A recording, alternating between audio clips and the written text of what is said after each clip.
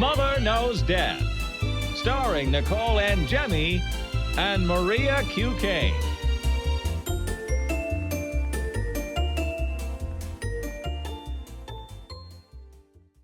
Hi, everyone. Welcome to Mother Knows Death. On today's episode, we're going to talk about an Amazon lawsuit involving the death of a child, a murderer who strangled his wife to death during a conjugal visit, catching a sexually transmitted infection from a water bottle, and tasteless merchandise being sold on Etsy. All of that plus a lot more good stuff to talk about today. Let's get started with this Amazon lawsuit. All right, so back in 2023, this couple and their 3-year-old twins went to take a nap, and beforehand they made sure all the doors were locked, including these sliding glass doors that went into their backyard. So while the parents were asleep, the kids woke up and started wandering around the house, got out the sliding door somehow, and ended up in the pool, and both of them were found unconscious. Listen, since we're talking about me being super judgmental on the last episode, just gotta go out there and say it. Like you just like cannot have toddlers walking around the house by themselves ever. Like even if the door's locked, ever. It's just a terrible idea. Yeah, There should never be two adults, because when you're sleeping, it's essentially like no one's home. You just cannot do that. But what do you do at nighttime, though? Like, when everybody's going to bed? I know this is a nap, but, like, I think the problem is there wasn't, like, double security in this case. Not that all the people in the house were sleeping, because you can't avoid that. Like, somebody can't be on night watch. I don't know. I just think that at nighttime, there's just a less probability of that happening. Number one, just because they're in a deeper sleep. If you know that the kids are going to be getting up and going around, I mean, you could do things to stop that, like lock their door. If they are 3-year-olds, they're in their bedroom and they're safe, I don't think that there's anything wrong with locking the outside of their door so they don't get out if they don't need to get out. Because why would they need to get out? Are they using the bathroom and stuff by themselves at that point? I guess so, maybe. I don't know. Well, I think it is responsible. Like, I have friends with a kid around this age, and they lock the door when the kids sleep in and stuff. Like, when he goes to bed and he's in the room for nap time, like, he's locked in the room from the outside. Like, he can't open the door himself. But, like, you have to think of the safety risk. Like, he could get out, he could fall down the steps. Like, Yeah, I don't see anything wrong with that. I think that because even if you think, like, if something happens to you and you die in your sleep or whatever happens, like, it doesn't matter. The kid will be safe in that room if that room's 100% baby proof. I just don't like the idea of, I mean, like, to me, I'm thinking these parents had these sliding doors that they were making sure were locked because they knew the kids could get out them. They've done it before. It's not like they just thought of that, right? They were just like, oh, let's make sure the back door is locked so the kid doesn't get out of the house. Yeah, so this story just gets worse because the mom discovered them unconscious in the pool. The dad ended up calling 911 and one of the kids survived, but the other ended up drowning, which is just absolutely horrible. It seems like they placed a chair against the glass and the lock failed on the door, which caused it to unlatch. So now they're suing Amazon for selling them a quote defectively designed sliding door lock. Yeah, I mean, I don't agree with this. I think it's a terrible tragedy. I think, like, I can't even imagine losing a child, and they're incredibly lucky that the other one survived. Incredibly lucky. I mean, they almost lost their 3-year-old twins. And listen, like, I'm a parent and I've done dumb shit before. My kids have gotten hurt. Like, one of my kids picked up a hot curling iron once. Like this happens when you're a kid, when you're a parent. You're tired, you're overwhelmed. I can't even imagine what it's like having 2 3-year-olds at one time. I would, like, not be okay with that. So, you're tired, you're overwhelmed, you want to take a nap or whatever, but, like, things happen, and, like, this is just 100% a parent problem. I don't even see how Amazon, like, let's say Amazon's selling a product. Why is Amazon getting sued? Like, if anything, you might want to sue a manufacturer of the product, but what does that have to do with Amazon? They're just distributing it. Yeah, right? like Amazon's effectively just the marketplace, and I guess in some sense you could try to hold them responsible for not vetting their vendors, but as we know, like one of our first external exams with a New York firefighter, and he was explaining that you should only be buying like plugs and certain things with the UL warning on it, right? And that a lot of these manufacturers that sell on Amazon print fake labels. So like how do they know what's credible and what's not? And I don't really think they're vetting people like that. Yeah, and I just heard about this too with the vitamin supplements and stuff. Um, there has listen, like you can't just sue everybody for everything. There has to be personal responsibility for some things in life. Like there's things that are negligent, and then there's things that are this. Like if they have, so they have videos inside the house and stuff, and they showed the videos of the kids going up to the door and getting on a chair and opening the door. I, like these kids are 3 years old, right? Do they talk to each other and stuff and made this plan and like, or is this something that they know that they can get on the chair and open it? I just think like to have two little brains like that together, it's just like an interesting situation to think like how they both came together to get out of the house. Like this was the first time, but whatever. Kids are smart and they figure stuff out. I think the greater concern here is I think that when people are faced with tragedy, they're looking for somebody to blame, and that's where the Amazon lawsuit comes in. But I think the greater problem here is that like they did the right thing in making sure the door was locked, but they didn't really have like secondary preventative measures, which you need with children a lot of times. All right, so in West Virginia, this 3-month-old baby is with her dad, and when the mom gets her after their custody exchange, she sees that this baby is covered in bruises.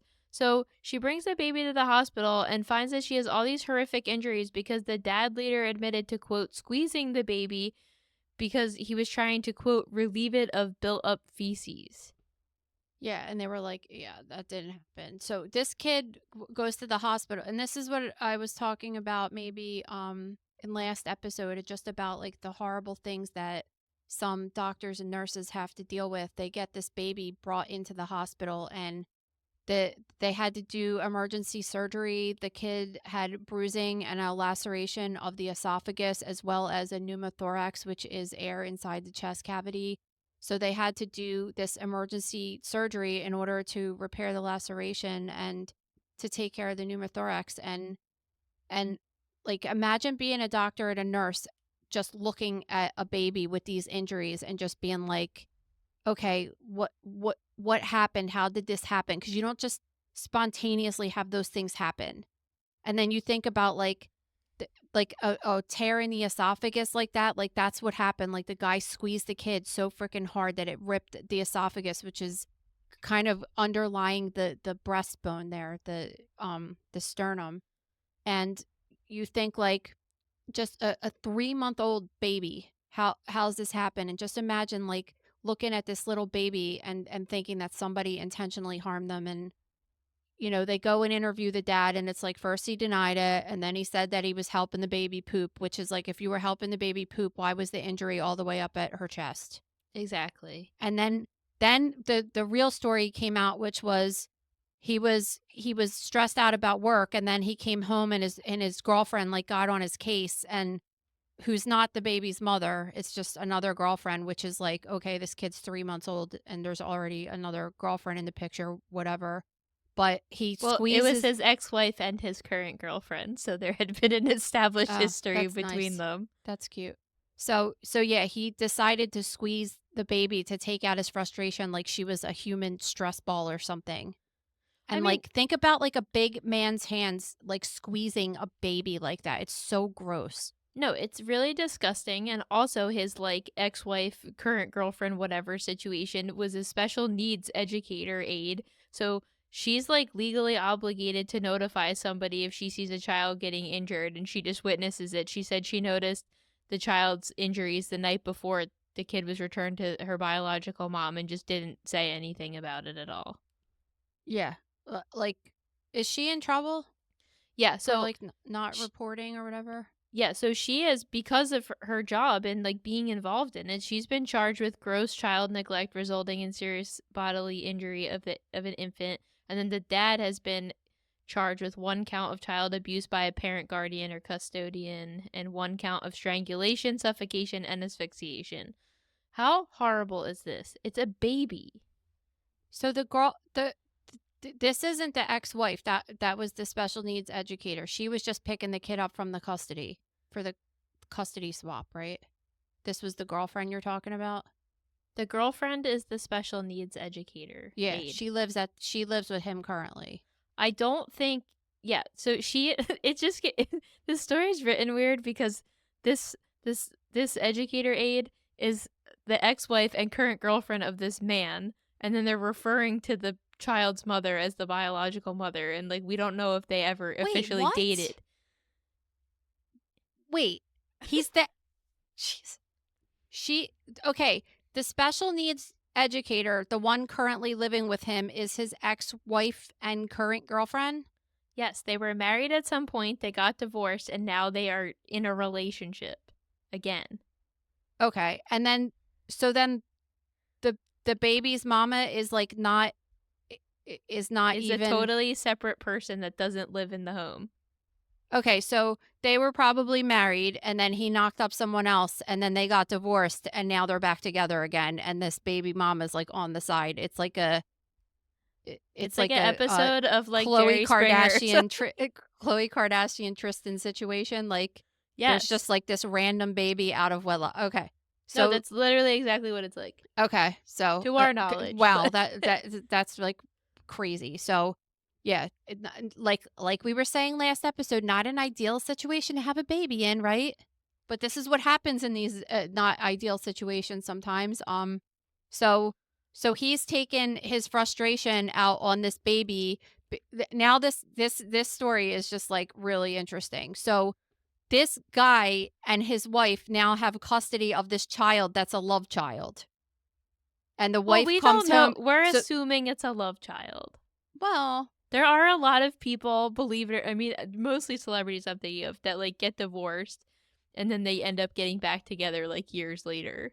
So we don't know the exact timeline, but we can assume but based on other so we could details. assume so we could assume that the wife was babysitting the love child while the guy was at work, which wouldn't make any woman happy. He comes home from work and he's stressed from work, and then she gets on his ass because she's been taking care of a baby all day that's not hers.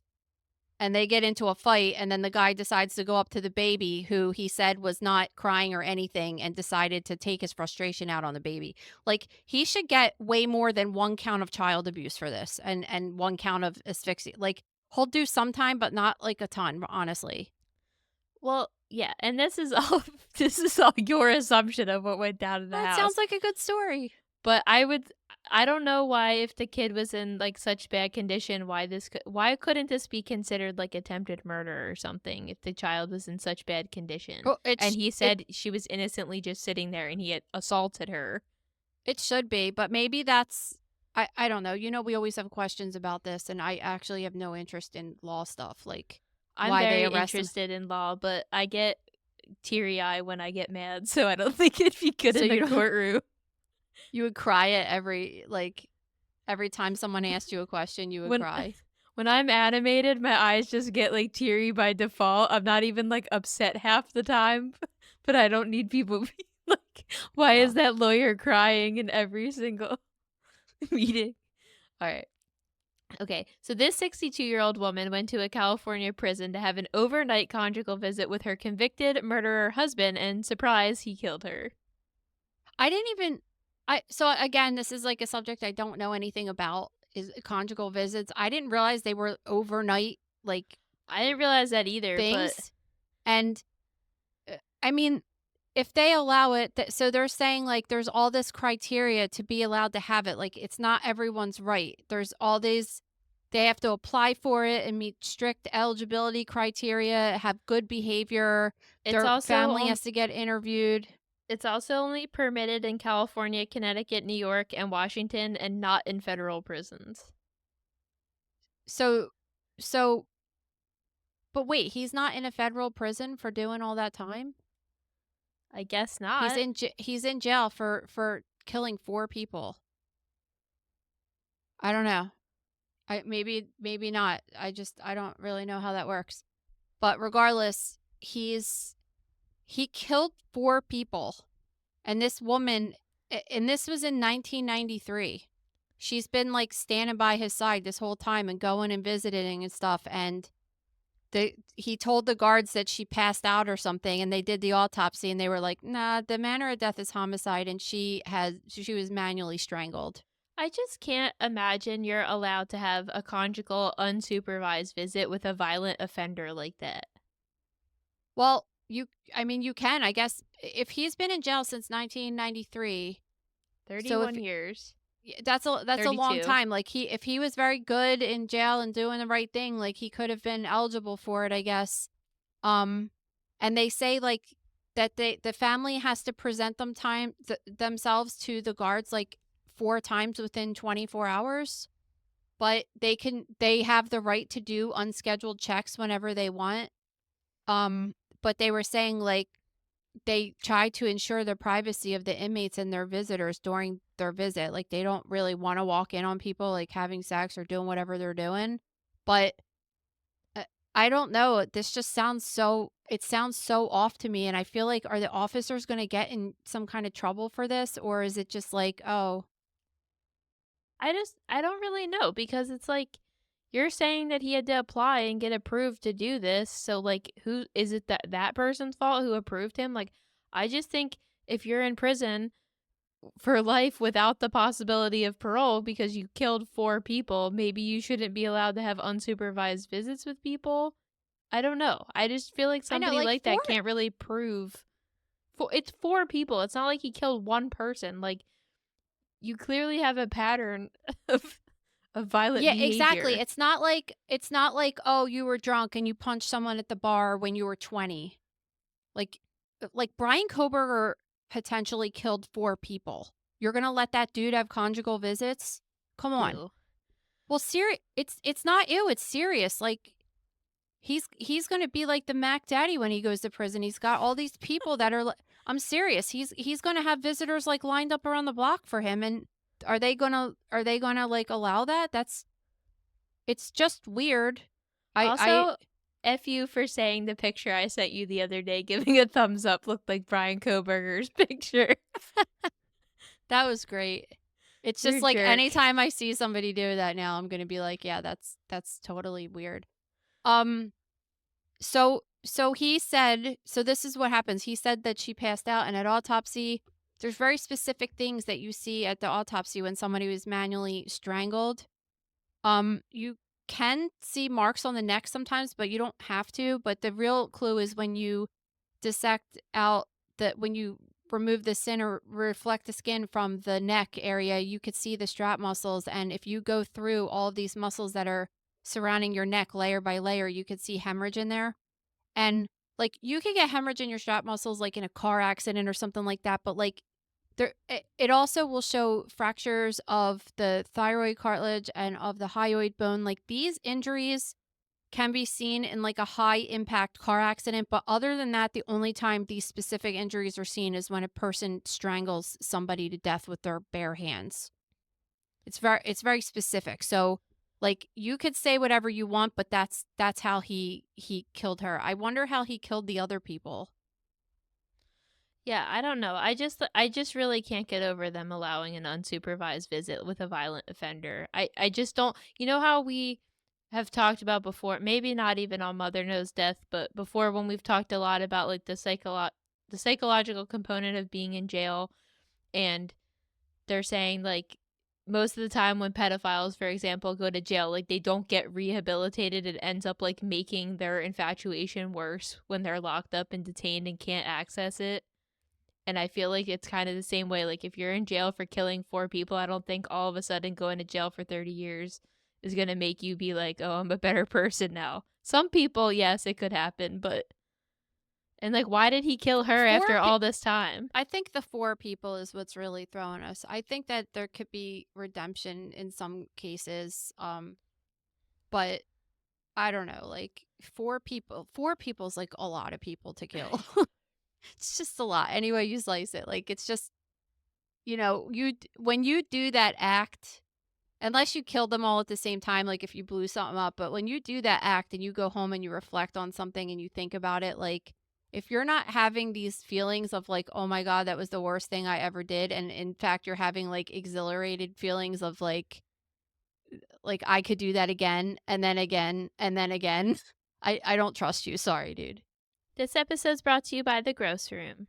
Guys, this is your last chance to get in on the gross room sale. That's only $20 for an entire year of gross. You will get thousands of videos and photos and articles written by me, Maria, and some guests. And you guys will love it. I almost say it's like, I know you don't remember this, Maria, when you were younger, but there was this website called rotten.com back in the day. And it was kind of like the gross room, except it just posted a lot of pictures and didn't really tell you anything about what was going on. You didn't learn anything. It was like pretty much a strictly gore website. And now that exists, but even better in the gross room, because you get to see all of this stuff, but you get to learn about it at the same time. And it's really cool. Yeah, head over to thegrossroom.com for more info and to sign up today.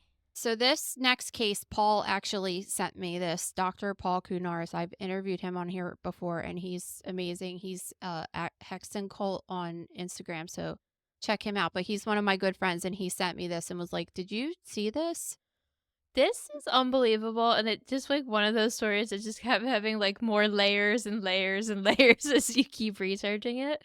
So a couple years ago, this woman was working at a doctor's office. She went to use a drink dispenser. You know those like gross ones that have the hot and cold with the totally impractical like triangular cups.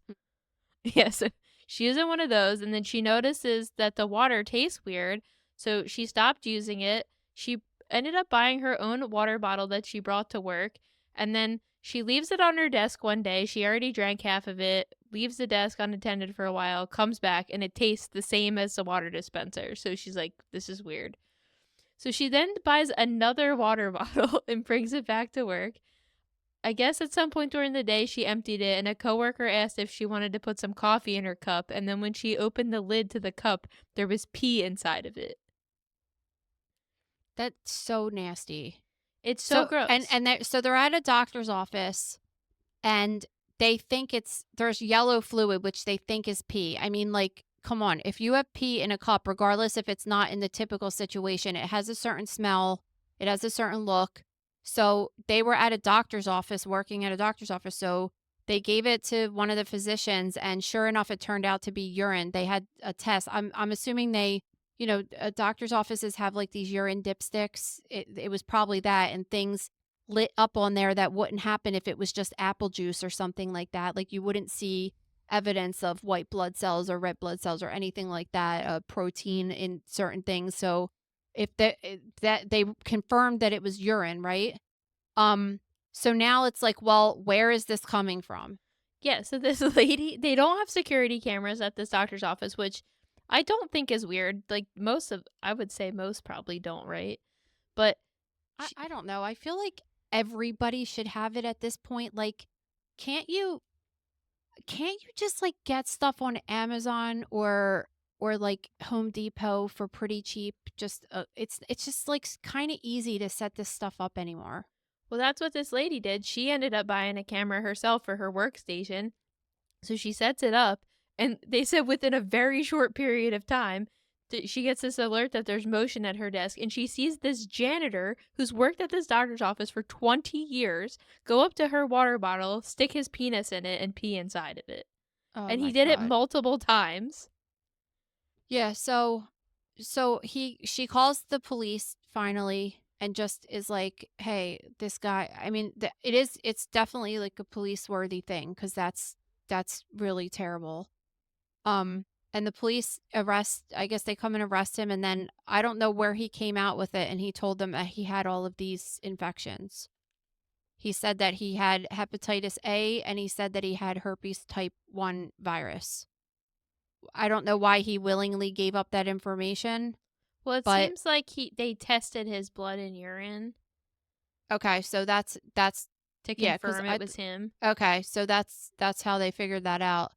Um And the unfortunate part is that when they brought this to the women's attention, because obviously, like, if a person has an exposure like that, you're going to encourage them to get tested because they unknowingly ingested God knows what from this guy.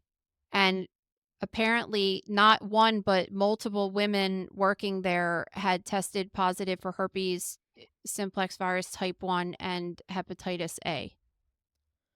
This is just so repulsive. It's like not only have you now drank another person's pee against your will, but now you're having problems because of them. So I have questions, though, of course, Okay. because we've talked about, I feel like we talked about this like a couple weeks ago about a guy peeing in a hot pot. We talk about men peeing in things a couple times on Mother Knows Death. And I've said multiple times, like, it's really gross, but like, you can't really catch anything from pee. Like, it's kind of highly unusual to catch stuff from pee. So, So you're thinking maybe they had sex with him? no. I think I don't think that. I think that so the fact that they tested positive for herpes simplex virus type 1 means absolutely nothing to me because you probably will and I will and everybody that's ever had a cold sore. Like it's just it's like 3.8 billion people in the world have this virus and it's estimated that 50 to 80% of adults have it. So the chance of them just having it is just like they just have it, right? It doesn't Okay. transmit through urine, although, like, herpes virus can live on a surface. So, in theory, like, if he had open sores or whatever, because you could have type 1 on your penis or on your mouth, right? Um, if he drank out of that cup or if he, like, wiped his penis with sores on that cup, then technically, like, there would be a possibility that they could catch it that way. But so I don't know if there's more to the story with that, but that's like they didn't get it from pee. But what about the hepatitis? Okay, so I'm almost going to go as far to say the hepatitis too. Like you don't get hepatitis A from pee. The most common transmission is fecal oral. Now, listen, like you can catch it from people because people shit and get it on their hands and don't wipe their hands good. So if like someone with hepatitis A is like preparing food that didn't wash their hands good or like there's a possibility that there was a transfer somehow, but just like peeing in a cup, it just would be like less likely. Now, there is transmission when you have if you have sex with someone with hepatitis A.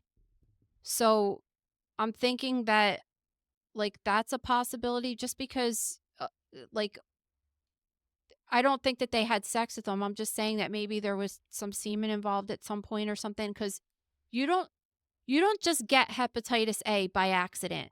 And if multiple people at an office have it, that's concerning. Because it's not like herpes type 1 is whatever, like, you shared a drink, you coulda got it when you were a kid, whatever, like, Hep A is, like, a little bit different. So, I mean, like, it's alarming that this guy has it along with 3 other women now that work in the same office, it's just weird. Well, it's not I mean, he seems like a foul person. So like is it not Yeah, possible that he either had fecal matter or like sperm, like some type of semen on his penis when he was dipping it in the cup yeah, and then like, and it if he got was dipping contaminated it and, that like, way? washing it off in the water and stuff, like, that's totally possible. It's just the other thing that's really weird is, like, hepatitis A is on the vaccine list for most people, and I'm thinking, like, if these people worked at a doctor's office, I feel like you have to have all of these vaccines. I don't know, that's like, when I started working at the hospital actually, before I started working there, when I was a student rotating there, they were just like, "You're not allowed in this building to work unless you have all of this stuff." And in fact, my measles vaccine was like they did my titers and I was no longer immune to it, and I had to get it again as an adult. They're very strict with that. Now, when doctors' offices are hiring individuals, I don't know if they have to be that strict with the certain vaccines, but the reason that they want healthcare workers to have these is because they're more prone to being exposed to certain kinds of things that the average person wouldn't be exposed to. So, like, you have hepatitis A and you never worked in healthcare because, like, it's just a thing that you give. Like, it's one of the childhood vaccination schedule things. So, I I don't know that, all of this combined just sounds like a little weird to me. I'm not saying that it's not true. I'm just kind of like, it's just very unusual circumstances altogether. And I mean, the guy got arrested. He obviously was peeing and stuff. I'm just like curious how they got these weird things, and then it was like it wasn't even one person, it was multiple people. So was there other things involved? Like, was he putting poop in their food and stuff? Like, there's things like that that I would consider, or even masturbating or something into their food. Like, I Well, don't yeah, I know. would say that's like more likely a possibility because he said he was doing it on purpose. He had a quote sickness and he didn't know how many times he did it or how many people he did it to. So that's concerning. But Yeah, and he only got caught peeing. Like, we don't know what else he did, but there's more to the story of what else he was doing just based on that. he also worked there for 20 years. So like was this just happening around that time and he was doing it multiple times a day, or have you been doing it the entire 20 years? That's It's so so gross. well, how could you ever like if you had worked there at any point in that time, how could you ever be comfortable I knowing that no. you were near that? All right, so this woman and her husband decided to set up cameras around their house and see if they could record her sleepwalking after seeing another TikToker do it. Yeah. Sleepwalking's like an interesting thing. Yeah, because I'm watching these videos and they're really interesting, but I'm also like, you could totally fake these videos. You know what I mean? I was thinking that too. Like, if you really, I mean, this is the problem with social media and stuff. It's like you don't really trust anything anymore because I sent Maria a few days ago this crazy video this girl made that was like, I'm going to show you the difference between a real video and a fake video. And she would be like, standing in Paris or something, and she'd be like, "Am I here or am I not?" And like sometimes she was there and sometimes she was not. And she was showing like all this stuff. And like there would be a baguette in her hand and she'd be like, "Is this AI or not?" And then she would just like remove it from the video and you're like, "Holy shit, I couldn't even tell that was fake." So now when you're watching social media and stuff, you're just like people, the kids will show me these videos and stuff and I'm like, "That didn't happen." I'm like, "This person just made this video so it would go viral and like this isn't even real." The Not only to but the sleepwalking is like a thing and people do it. Well, the only reason I like don't I mean, they could very well be making this up, but the only reason I'm believing it a little more is because Lillian does it, and she did it recently at my house when they were staying here, and it scared the shit out of me.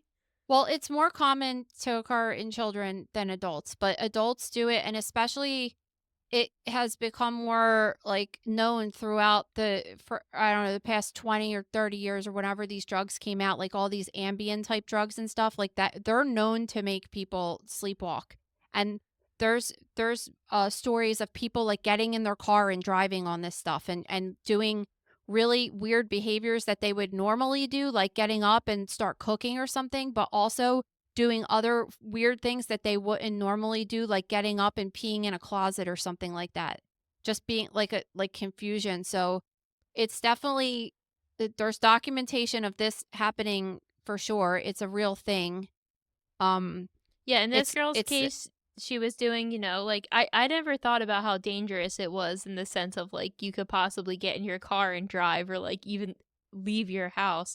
But in this girl's case, she's like putting it I thought it was interesting in multiple videos she was doing similar things. Like it seemed like in both videos she put her hairbrush in her toaster oven and then she would make a plate of something. In one of them she had put an egg and a bunch of Miralax powder on a plate and then put it in the oven, and she was like talking to little figurines in her house and riding around on one of her kids' scooters.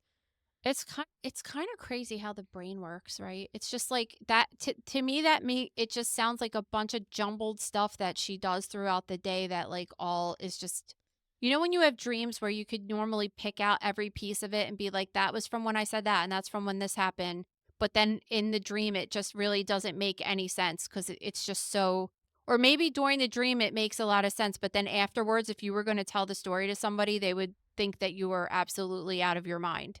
They'd be like, "Why would you even think that was true? It's so outrageous." But when you're sleeping, it's real, and I mean, but think about this, like, if you put a hairbrush that's plastic into an oven, like, that could cause a serious fire, so that's scary, like, talk about locking people in bedrooms at night, maybe her husband needs to start doing that.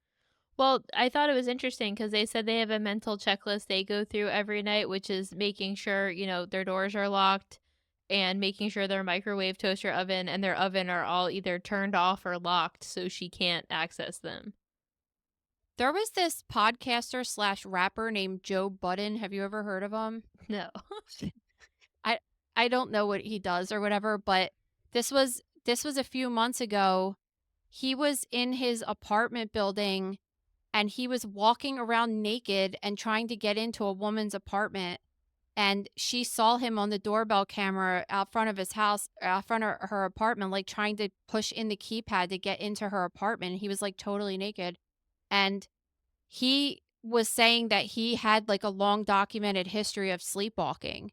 And I just never even thought about that. Like, God, what if you live in an apartment building or like super close quarters to somebody? And because, I mean, go let's ahead. say he broke in to her house though like in his sleepwalk trance legitimately.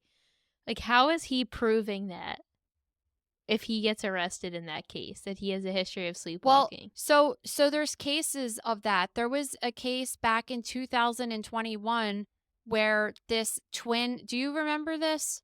There were like these twins that were 17 years old and the one twin stabbed the other twin to death and tried to blame it on sleepwalking. I don't remember this, So but go ahead. there so that case they were just like, "Nah, dude, you were on your phone like right before the murders happened," and his phone was actually still on in his pocket tracking his steps when he like walked to his sister's bedroom to stab her to death. So they just were like, "That's not what happened." But couldn't you argue you were on your phone when you were sleepwalking? It's such a weird thing that happens to people. It yeah. So there's this phenomenon called homicidal somnambulism, right? And that's when it's sleepwalking but homicidal tendencies during that. And I found that there's this organization called the Sleep Forensics Associates, and they study sleep related disorders and their forensic implications, which is really interesting. So, because obviously like if you're doing stuff like that, like that lady, and most sleepwalkers will say that, like my kid for example, like doesn't remember any of it. But when I'm interacting with her or Gabe is, we're like you could tell she's sleeping. It's like this weird ass like zombie look. It's so freaking weird. But like you're like, they come in and she comes in and it wakes you up and then you start talking to her and all of a sudden you like look in her eyes and you're like, yeah, no one's home right now. Like she's sleeping, right?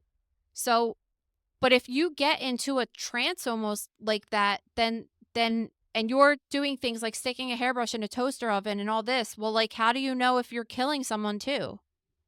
Well, that's what I'm saying. And it's just such a weird thing that happens. And like, how do you really do studies on it? So apparently there's a show on the Oxygen Network. It was on a few months back called Sleeping with Death, and it talks about cases. It talks about that institute. It talks about cases like this. I'm interested to watch it. I don't know if you could stream it now, if it's still. I'm assuming you can though, because it's a really interesting subject. Yeah, it does sound really cool. All right, let's wrap up with this next story about this woman who was the daughter of a 9/11 victim. She was scrolling through Facebook and was surprised when she got a targeted ad for a shirt showing Garfield flying headfirst into two towers made of lasagna. Yeah, this is fucked up. I mean, It's this is the thing, right? How the algorithm works for everything. She well, that's what I was probably gonna say. Yeah, like she's probably like looking up a lot of 9/11 stuff like her entire life because her family was a victim of it and this has been her life. And unfortunately, the algorithm picked this up and showed it to her and I never really thought about it until reading this today that there's probably a lot of victims of terrible accidents and victims of homicide that go through similar things like this of content being popped up because of the algorithm that's something that they don't want to see that might be triggering like that.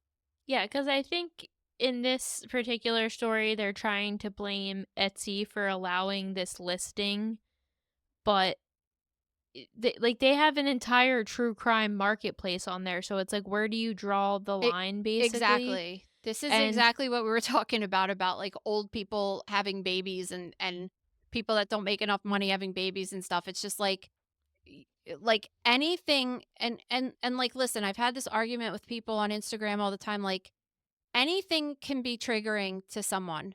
I see this shirt and I look at it and I'm like, I don't get the joke. Like I get what they're trying to do with the joke, but I'm like, I don't understand what 9/11 has to do with Garfield.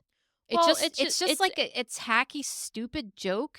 it's also like a trend that people it's not, I'm not saying it's right, I'm just saying I've seen it, where it's a trend of people taking miscellaneous objects and making them look like the 9/11 crash. But Why? I Like I I don't don't I I mean don't like know. I But like it's just I have no connection to 9/11 and I look at it and I'm just like, yeah, you don't go there with that. Like that's like a you don't go there with that. my greater problem with this is obviously the t-shirt design is a problem, but like Meta really needs to get the recommendations under control. For example, like I've talked about this a million times on here by this point, like every single day when I go on Instagram and Facebook, it is feeding me ads for mesothelioma. And like it's because I wrote an article about asbestos, but let's say I really was diagnosed with that. I go on Instagram to see pictures of like fashion and other podcasts I listen to and And dumb stuff. houses It's an like escape. did you see the house that from Zillow Gone Wild that I posted in my story this week? Oh, with the blood splatter. Yes, it's like an old school bathroom like mine, like a pink tile bathroom, and they put blood spatter all over the bathroom as if someone was murdered, but it's paint in the bathroom. It's outrageous. Go ahead. Yeah, but you know what That's I'm what you want talking to about? see though when you go online. Like, Yeah, like why are they giving you ads for things like this? And even though they could, I know they could defend themselves being like, "Well, we just ran an ad for Etsy and that's what come up." It's like, "No, your system is way more sophisticated than that and you know it." oh, it is. Yeah. Like that ad wouldn't come up. I mean, it might now because we're talking about it and my phone is sitting by us. So it might come up, but like I don't really search about 9/11 stuff. So like that stuff's not going to come up. And the thing is with Etsy though, it's like, and this is the argument that I have with some people with Instagram because some people will say talking about a miscarriage is triggering. People have this thing about talking about you need to put a trigger warning on this post and I'm like something is triggering to every person for everything. Like when I see this stupid shirt for sale on Etsy, it doesn't trigger me. It just makes me look at this is stupid, like can't you come up with a better joke, whatever, but it doesn't upset me and put me down a rabbit hole because like I said I have no connection to 9/11, but like other people do. Different things trigger different people. Like I said, scared to death of ET. I don't want to see a freaking ET picture. If I'm searching through Etsy and I see it, like, okay, you should put a trigger warning on that. Like I just don't like it. Like anything triggers people differently. So you can't, and like you were saying with the true crime stuff, it's like, they sell t-shirts with like crime scene outlines and crime scene tape. Well, somebody could see that tape and get triggered by it because their father was murdered and they remember seeing that out front of their house. Like anything could trigger anyone. So I think it's tacky, but like what are you gonna do? No, it's tacky, but I think like the problem I'm taking out of this story is with Meta's recommendations because it like seriously is getting out of control. Oh, it is. I mean, we see it all the time and now it's like I don't know, me and Gabe were talking about some sneakers the other day for Lillian, and then that company started coming up on his like it's just he's like, "Yeah, I really need these like women's sneakers in my feed now." It's just and like they lie to you and tell you that that's not happening. It's more bizarre that you see it across like I go on Instagram, I see it. I go on X, I see it. I go on Facebook, I see it. I go on Google, I see it. It's just like all across all apps. It It's just feels like such a violation of like your privacy that you're just having a conversation in your house and then all of a sudden there's like a targeted ad for what you were just talking about by yourself, you know? yeah.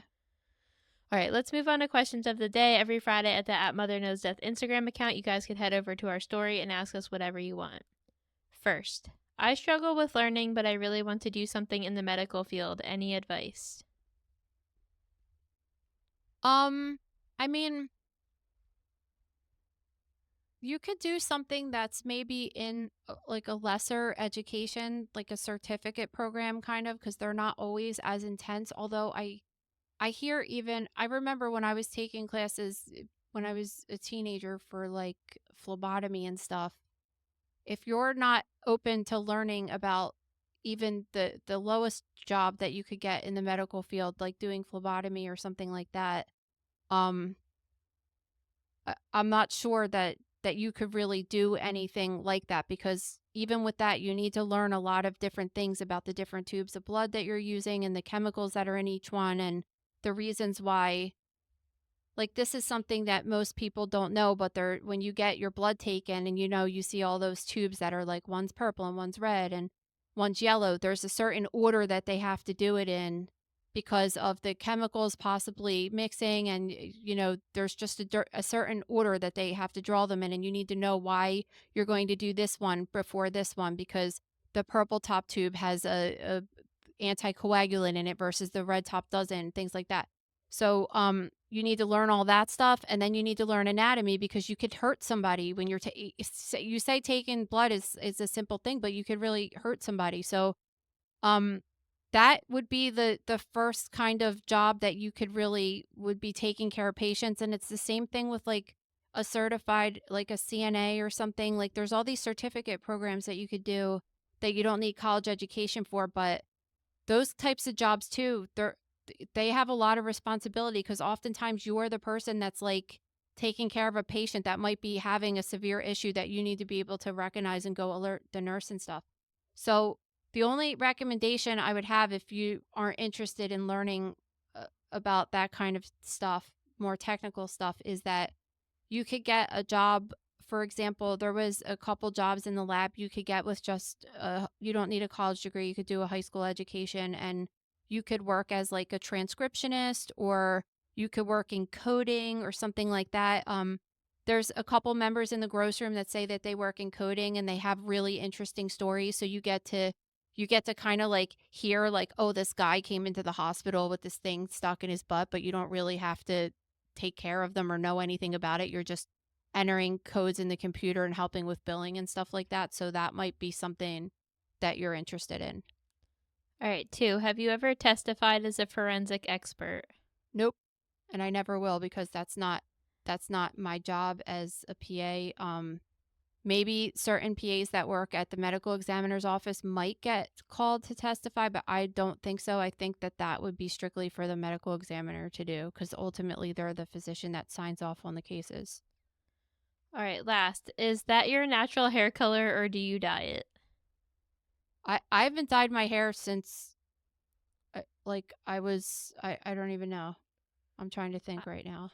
I haven't dyed my hair since my wedding, which I shouldn't even have done, but I did because of doing the extensions and stuff. But it is like I have a lot of gray hair, and I have since I was a teenager, and like it is unbelievable the amount of people that point it out. Like, who cares? It's so weird to me.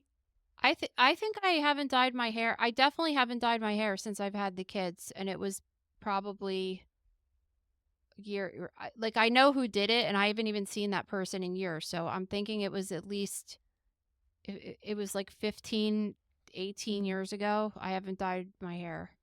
Um, yeah, and same. I don't like my mom like went through such hell to get her because she would dye her hair like a burgundy kind of color and then she started getting so gray and white that like she had this white stripe every single couple days when her dye would grow out and it was such hell for her to grow out her gray hair because she was finally like, you know what, I'm just gonna rock gray hair, like I'm in my 60s, whatever. And it took years for her to really like do that.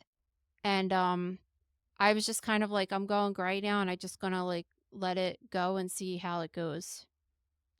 Yeah, that's how I feel too. I'm like, I just don't think it's that big of a deal. I guess it's hard if people watch like the YouTube. I guess if you look at us, it doesn't look like we have any gray hair, but like No, I have a I have lot. a lot in person. So, but I just think it's so funny when people go out of their way like, "Oh, you have grays." I'm like, "Yeah, I've had grays since I was like I don't know, 16 years old I started getting them." It's not like there was a lot, but like what's it matter? It's just such a stupid thing to care about. It really is. And some woman that I know said to me once, she's like, "Oh, I see you have some gray hair or something." And I was like, "Yeah, whatever. I'm just gonna like let it like come out and whatever. Like I'll just rock it." Sometimes I see ladies that have these like really good gray hair and I'm like, "That looks good." Like, I'll probably be one of the ones that have like that ugly gray hair, but whatever. Anyway, so she said to me like, "Oh, I wish I could do that. My husband would never talk to me again if I didn't dye my hair." And I'm like, "Really? That's so weird." So I said to Gabe like, "Do you care that I do?" And he's just like, "I don't know. I never even thought about it. Like I don't look at you." you know. You know Ba- how like guys are. So, yeah. yeah, he's just like just look how you want. I don't really care, right? I don't like, especially when I used to dye my hair. I used to dye my hair black for like 10 years probably. And it was a lot of maintenance because my hair is this color and doing the black, it doesn't seem like it's much of a contrast, but it is when your roots grow in, you could just see it. So I constantly, like every 2 weeks, was always doing my roots and it was a lot of maintenance. And I can't even imagine now having the gray, that how much more striking that would be. And I just hate the way that looks with the gray stripe growing in with the dyed hair on the end. So I'd rather just it be like this. Yeah. All right. Well, thank you guys so much. We hope you have a good weekend. Please head over to Apple and leave us a 5-star written review. And if you have a story for us, please submit it to stories@motherknowsdeath.com. Have a good weekend, guys. Thank you for listening to Mother Knows Death. As a reminder, my training is as a pathologist assistant. I have a master's level education and specialize in anatomy and pathology education. I am not a doctor and I have not diagnosed or treated anyone, dead or alive, without the assistance of a licensed medical doctor. This show, my website, and social media accounts are designed to educate and inform people based on my experience working in pathology so they can make healthier decisions regarding their life and well-being. Always remember that science is changing every day and the opinions expressed in this episode are based on my knowledge of those subjects at the time of publication. If you are having a medical problem, have a medical question, or are having a medical emergency, please contact your physician or visit an urgent care center, emergency room, or hospital. Please rate, review, and subscribe to Mother Knows Death on Apple, Spotify, YouTube, or anywhere you get podcasts. Thanks.